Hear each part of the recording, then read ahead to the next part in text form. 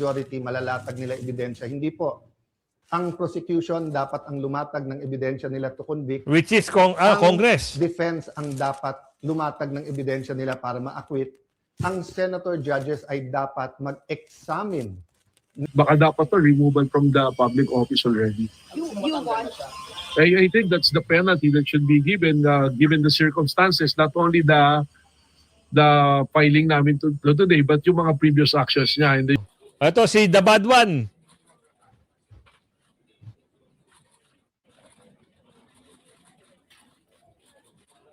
Ito, nag-iiyak to. Oh, yung taga Bukidnon. Ni BP Sara, alam mo naman pala mauupo si BP Sara. Oh, bakit di pa kayo nagpakabait? Nangangamba raw si Pangulong Bongbong Marcos sa posibilidad na maging presidente si VP Sara Duterte. Yes.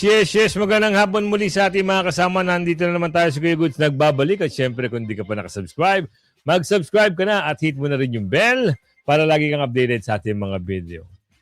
Ang reklamo mo, no? Pinatayan ka lang ng aircon kung ano-ano ng mga sinabi mo.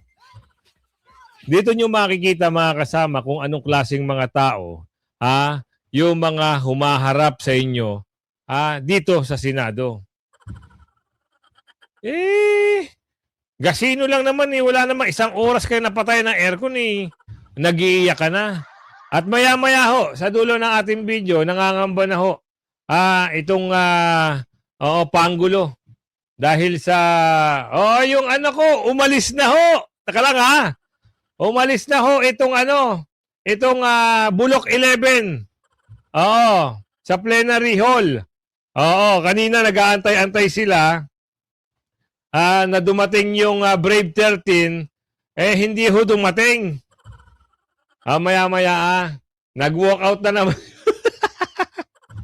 Alam nyo kaya sila atat na ngayong araw kasi may tangka na naman sila di umano na kunin ang liderato. Yan ang kanilang balak.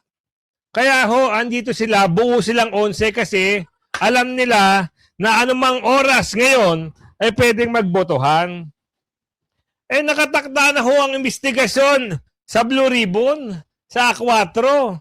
Alam nyo naman, pag magagaling ang abogado, magaling ang mga senador, delay in tactic, uusad ang investigasyon. Di ba? Pero, sa nakikita natin dito, hindi ho sisipot sila Senator Alan Peter Cayetano dahil nabastos ang institusyon ng Senado sa kahapong nangyari doon sa pag-aresto kay Senator Jinggoy. Ngayon, hindi lang si Senator Jinggoy ngayon. Maski si Manny Bonoan kasama ngayon dito sa pinail ng kaso at naaresto. Ewan ko lang kung naaresto si Bonoan o sumuko. Ipasok na natin ito.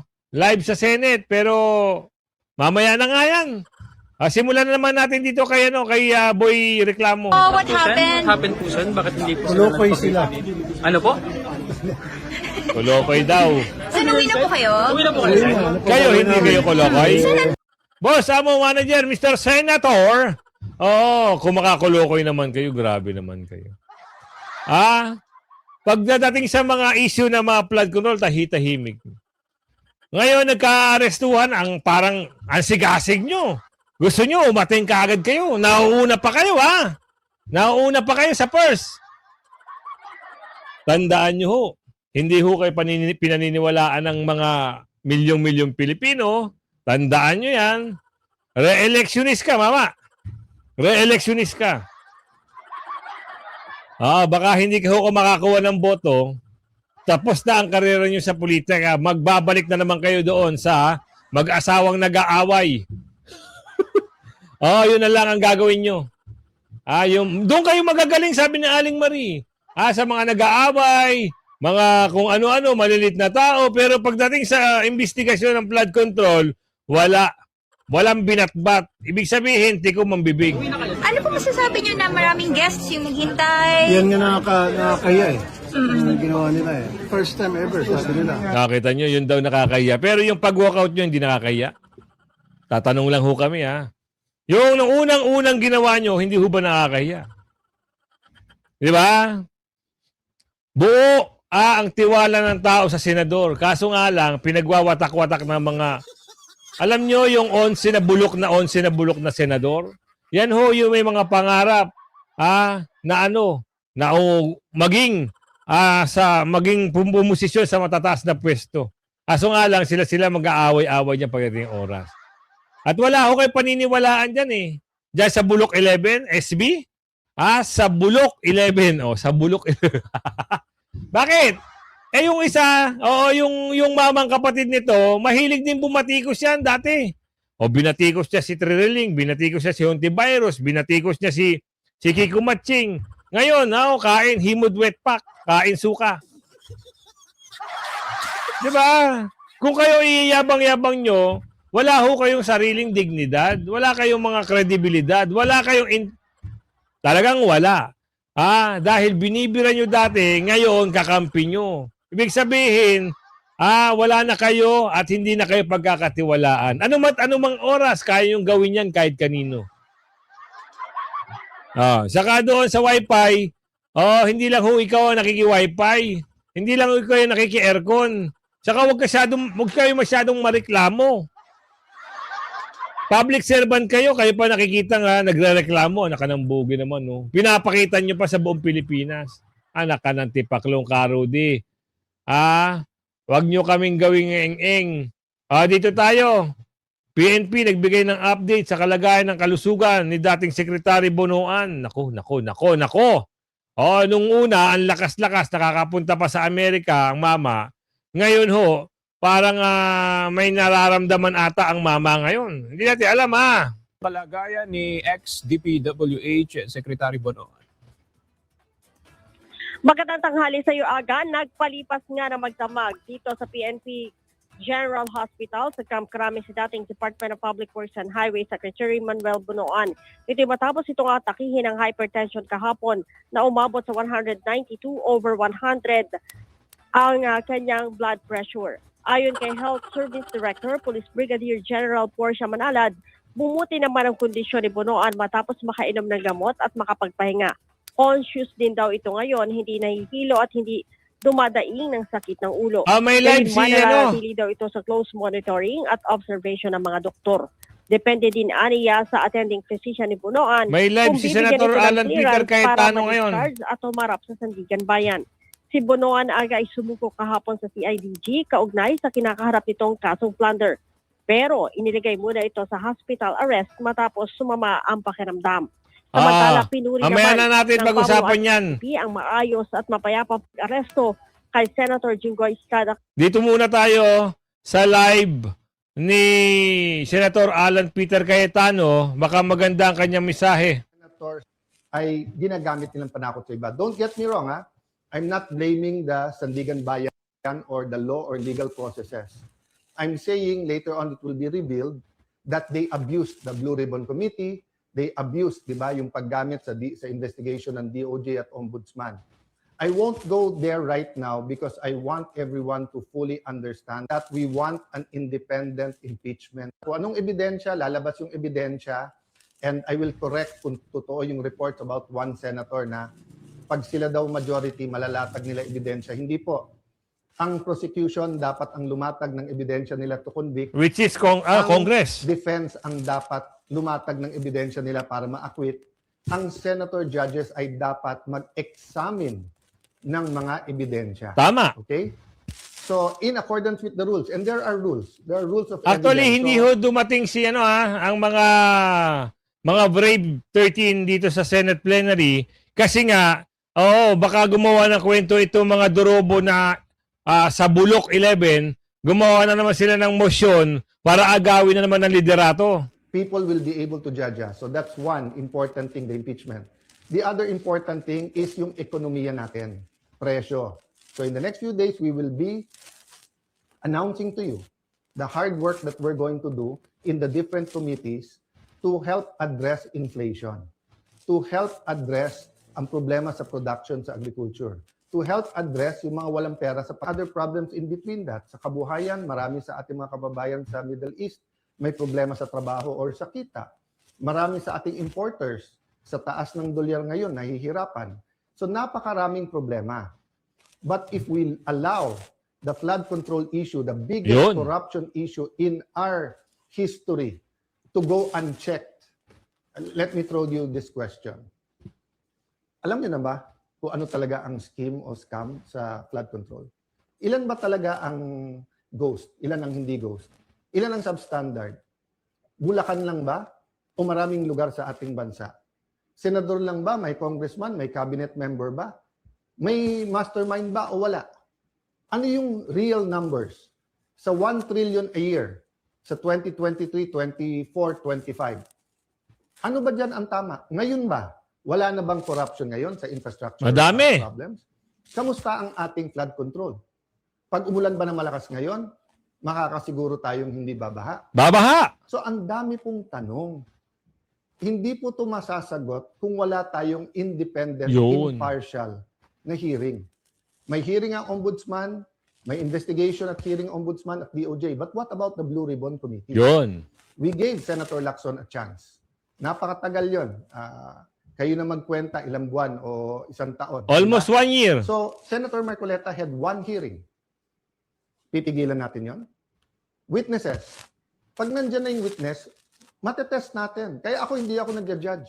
Pag nakita ko sa press con, of course I'm intrigued. Of course I listen. I do a little bit of research.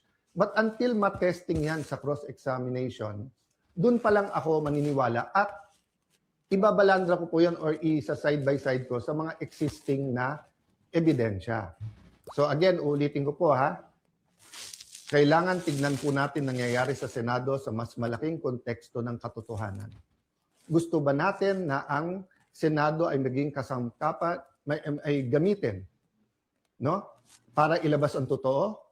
O ito ay kasangkapan para itago ang totoo? Is the Senate for truth or not? Now, it's quite unique if you say that the number now is 11-11. So what's important for me is we don't have a puppet or dependent Senate. And what's important to me is that on Thursday, matuloy ang Blue Ribbon and tumuloy-tuloy yung iba't ibang mga committee. So we will keep you updated. There are many questions, there are many issues. Sa mga kapatid natin sa media, send your questions sa akin, MRO. This afternoon, I might answer some. If not, tomorrow, Thursday, Friday, I will be answering one by one all of those questions. But for today, I want us to all ask, hindi ba when we passed the 1987 Constitution, ang isang basic principle doon, katotohanan. Di ba nung nagkaroon ng EDSA 1 at 2, katotohanan. Yun ang dapat naman talaga, Senator Alan Peter Cayetano. Kaso nga lang, ito mga maletagang, matitindi yung mga sikmura. Talagang, alam niyo yun, doon na lang ata umasa. Hindi doon ako naniniwala sa sinabi ni Senador Marcoleta. Merong mga pinangalanan dyan kung nasa akin lang yung video, nako, kawawa talaga yung mga magnanakaw na senador dyan. Ibang klase, no? Mga timawa sa pera. Ayaw siguro maubusan ng pera. Kaso nga lang, matatanda na ho kayo. At hindi nyo na madadala sa langit o sa hukay nyo. Yung mga ninakaw nyo na mali-maleta. Tapos ngayon, may mga gana pa kayong baligtarin at kasuhan yung mga ayaw sumanib sa inyo. Alam nyo, ang unang problema sa inyo, nagpapasakop kayo sa mga devil. Yun ang problema sa mga senador na ito. Nagpapasakop sila doon sa mga sabagay, mali-malitang pera Diba? Doon sila masaya sa mali-malitang pera. Pero yung mga taong ninanakawan, ayun, sa Pampanga pumunta kayo. Halos karamihan ng mga bahay na binaha doon, hindi na ho magamit. Umaalis na ho sa mga lugar nila. Yan ang mga, kung pwede lang magmura dito, mumurahin kayo ng sangkatutak na tao. Ngayon, ito. Ano nangyari? Binalita na natin kanina yung kay Bonoan. Pero tuloy natin. Hapon sa Senado. Ayon kay PNP Chief Police General Jose Melesio Nartates Jr., ang matagumpay na operasyon ng CIDG ay patunay na pagsunod sa mga legal na kautusan. Nako, hindi ho legal. Yan ang sabi ni Aling Marie. Kung alam nyo lang sana, alam nyo naman alam mo yung mga to, sumusunod lang nila. Yan ang kanilang mga laging sinasabi.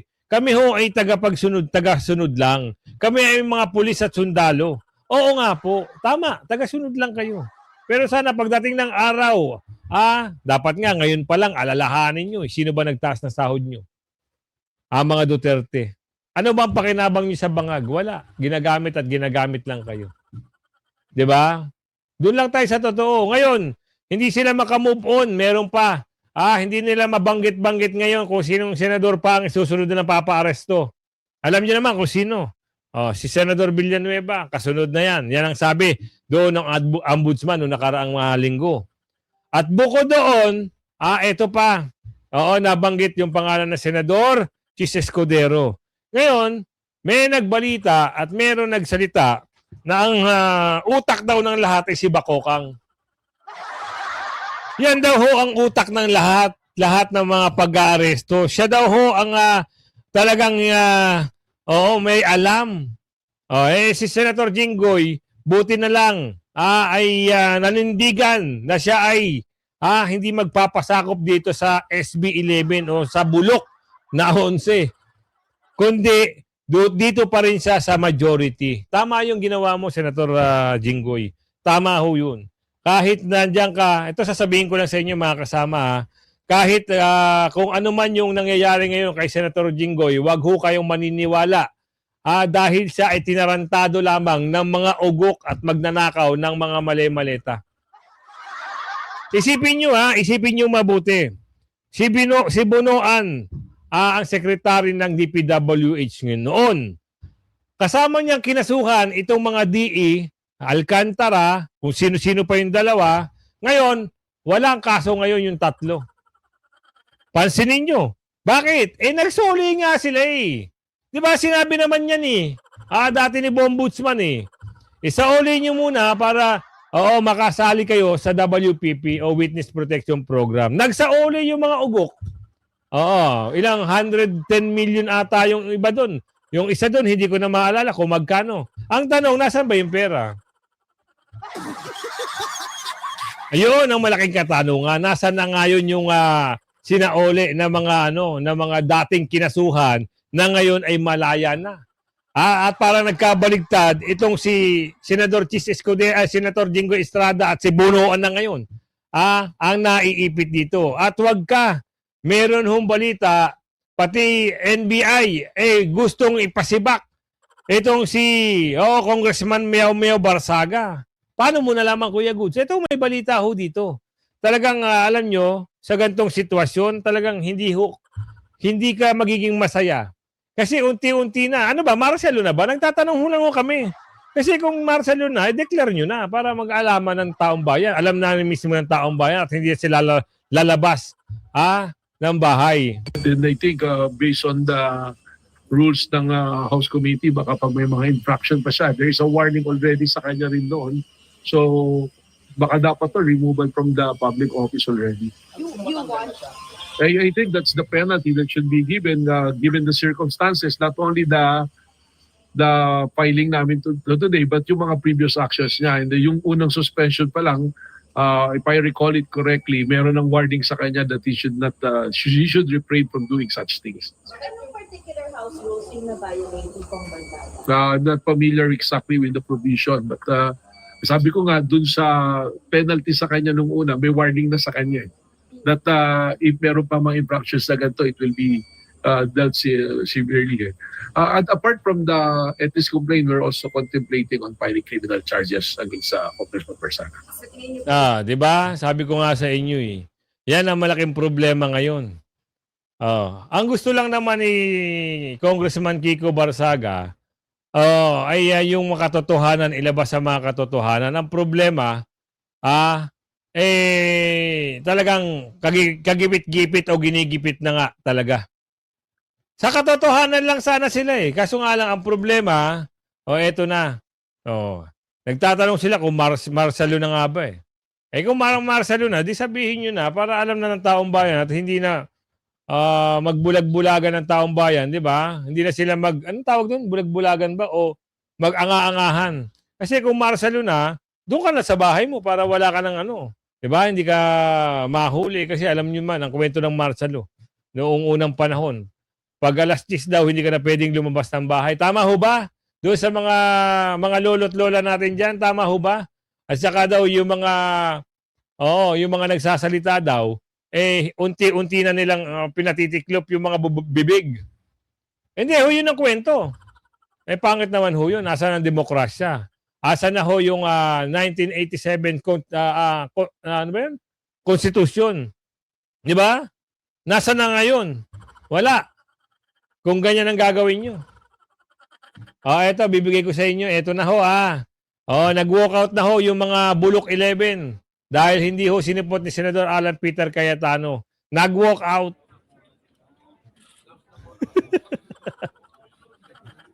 Walkout na naman yung mga unggoy.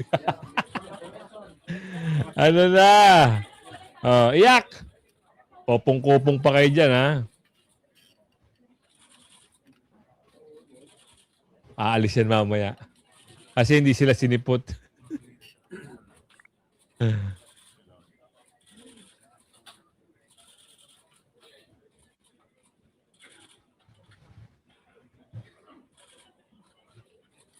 Sama-sama yung mga plastic, mga iyakin, sama-sama. Nawala lang na aircon, no? Ito, si The Bad One.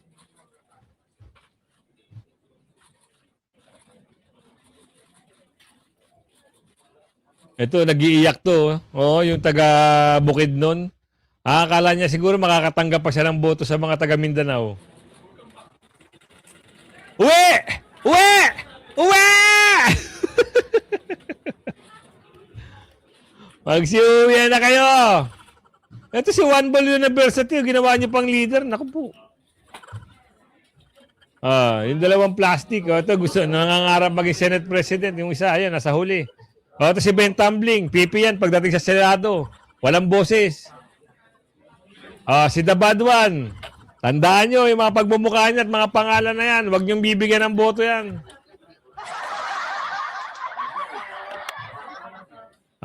Dahil sa nag-iiyak,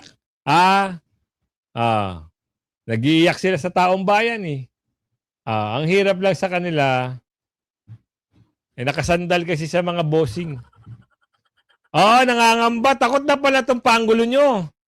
Pagdating daw ng pag-upo ni BP Sara, alam mo naman pala mauupo si BP Sara. Bakit di pa kayo nagpakabait?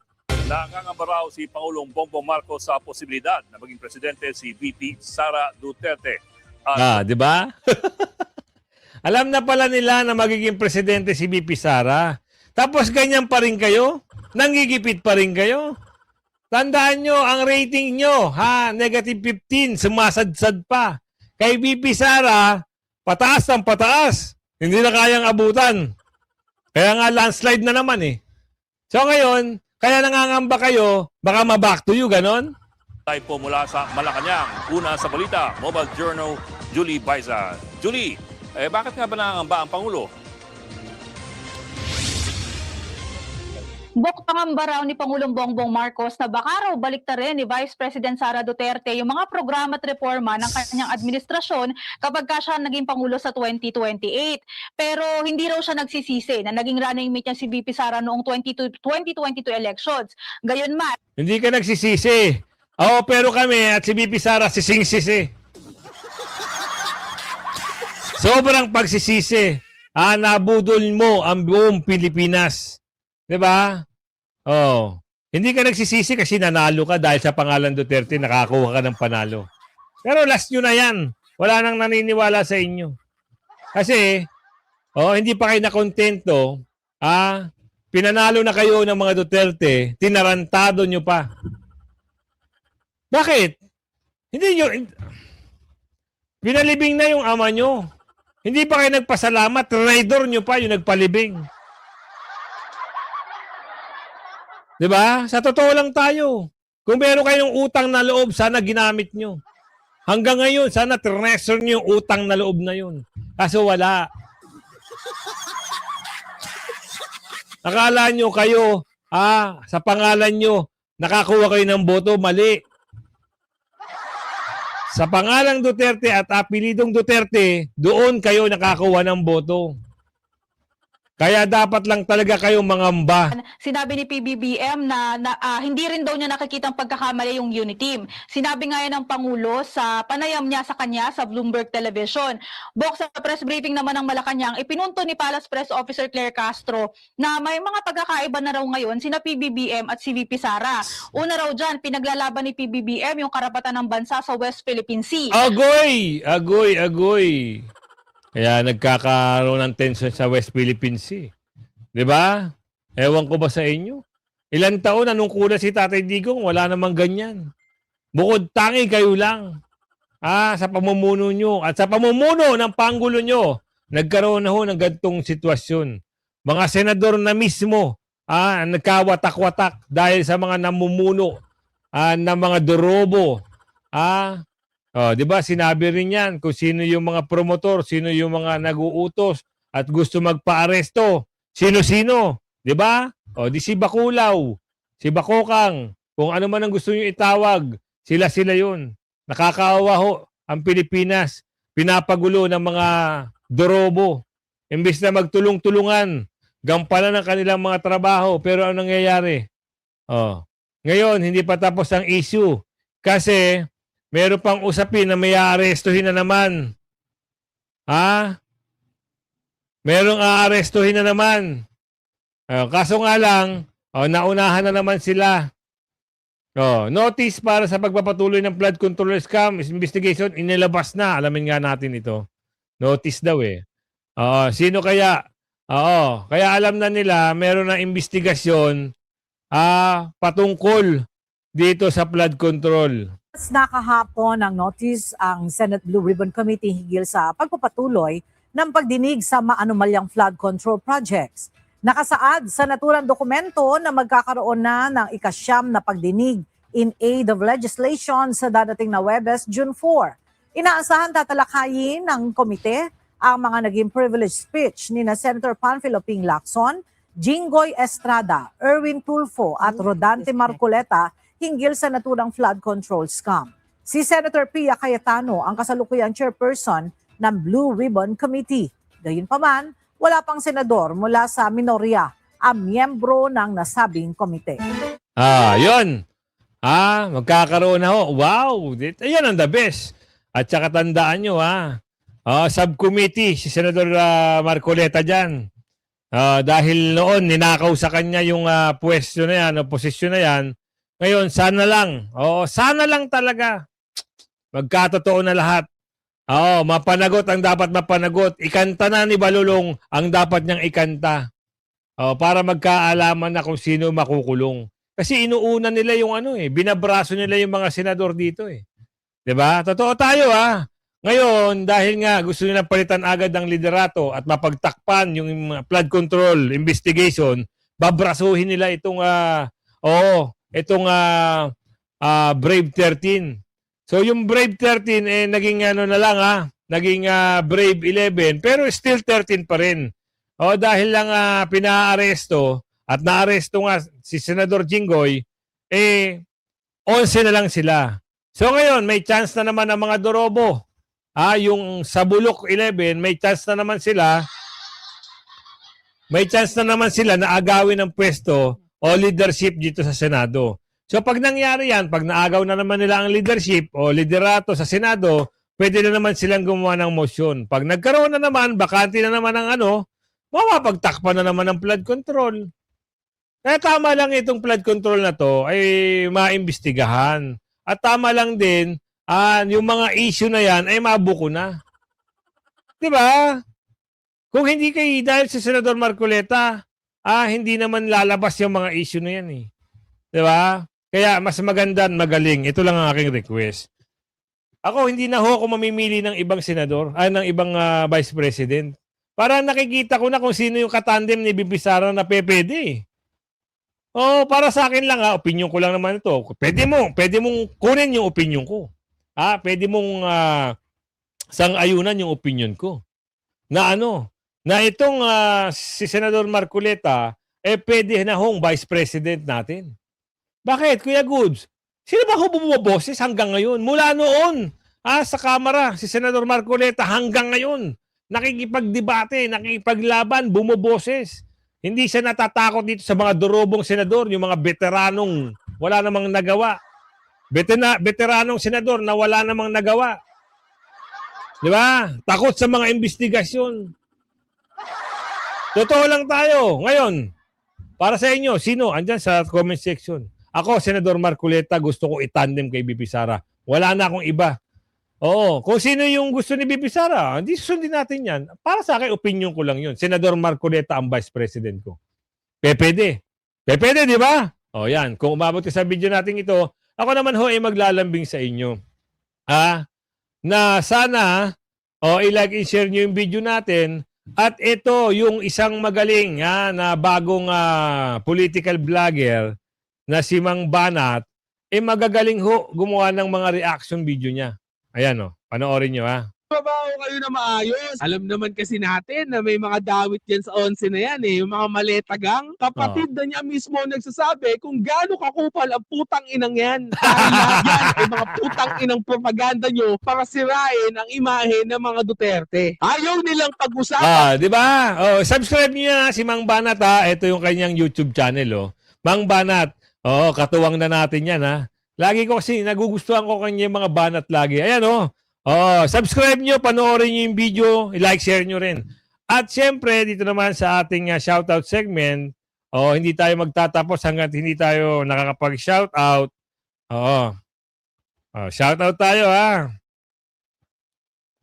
Ayan, mula kay Sir Romulo de Vinegracia, shoutout sa iyo, Sir.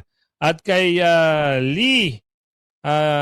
Liz Parilla, shoutout po Mona Lisa yun mga lapkap, shoutout po sa iyo. Mahaba Kay Ma'am Veronica Peralta, shoutout po sa iyo, Ma'am. Christy Singson, shoutout po. Noel Rosales, shoutout po. Helen Gibo, shoutout po. Lawan Bay, shoutout po. Sansyang, shoutout po. Glorio Sonono, shoutout po sa inyo. Geraldo Casencia, shoutout po. Yolanda Vintayen, 3981, shoutout po sa inyo. Teresita Fabilan, shoutout po. Mary Rose Coleta, shoutout po sa inyo. Jean Rose Valiente, shoutout po sa inyo. Nimpa G, L200, shoutout po. Nicole Ann Crisostomo, shoutout po. Telm 1792, shoutout po sa inyo. Marjun German, shoutout po. Christine P6P, shoutout po sa inyo. Wilma Tubio, DX9 YW, shoutout po. Benedict Taang, shoutout po sa inyo. Fetubig 19, shoutout po sa inyo. Nelne Broca Hanans, shoutout po. Edwin Reyes, shoutout po. Dante Susulan, shoutout po. Lita Candelaria, shoutout po. Noraima Halipa, 162, shoutout po sa inyo. Jocelyn Casol, shoutout po. Cheryl Poscol, Cheryl Poxol, shoutout po sa inyo. Eddie Espinosa, shoutout po. Amalia Regoroso, shoutout po sa inyo. Dominga Ricaborda, shoutout po. Jenny Escobar 84.5, shoutout po. Rhea Mariano, shoutout po. Arthur Pascual, shoutout po. Julia Sugiyama, shoutout po sa inyo. Teresite Pabilan, Christine. At yan, kung umabot ka sa video natin yan, Ma'am Manusan, shoutout po sa inyo, At marami pa, mga natatabunan Fred Delogronio, Emma Patricio, shoutout po sa inyo. Rian Brea, shoutout po. Sa Rayban 20, shoutout po sa inyo. Arthur Mabulay, shoutout po. Maki 5041, shoutout po. Christine, shoutout po. Ma'am Ilian Lago, 1919, shoutout po. Elsa Hitman Mercado, shoutout po. Sunny Cicero Senior, shoutout po. Hanggang sa muli Like and share ang video. Bye-bye!